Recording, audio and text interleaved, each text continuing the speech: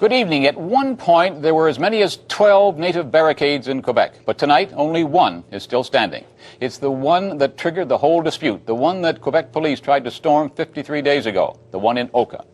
Mohawks erected that barricade last March. They were trying to prevent the town from expanding a 9-hole golf course on what they claim is ancestral land.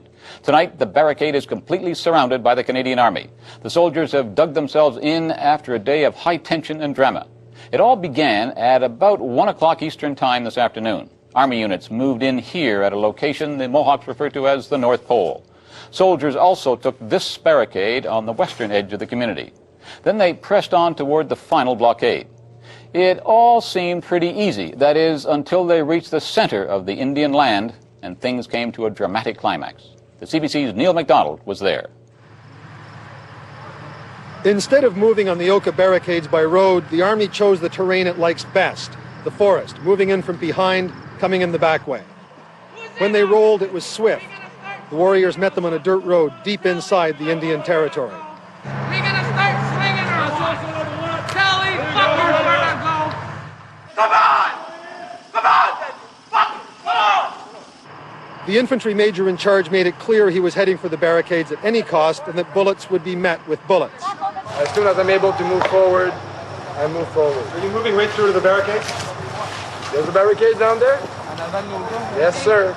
I've taken 3 barricades now. The warriors were nearing hysteria at the sight of soldiers near their tribal cemetery. Somebody give me fucking permission to slug that fucking guy. Get back! Get back! Hey! Then something remarkable. Mohawk women assumed command and cleared their men. You get back, stay back, I'll fucking kick your ass. Run! Shoot! Shoot, you fucker! Get him out of here! Shoot! Bang! Come on! Come on! Hey! Come on, then! The warriors calmed down, although not much, and they took to taunting the soldiers face to face. I must be number 1 on your list, eh? Or you're number 1 on my list, too. A little bit nervous, perhaps? You think? You're nervous? Should be. Motherfuckers.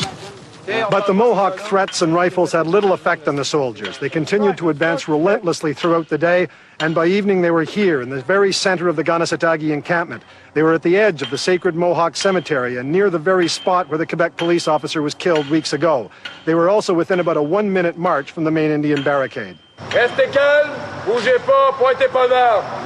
And the soldiers followed the methods they'd followed all along, telling the Mohawks not to shoot first or they would shoot back.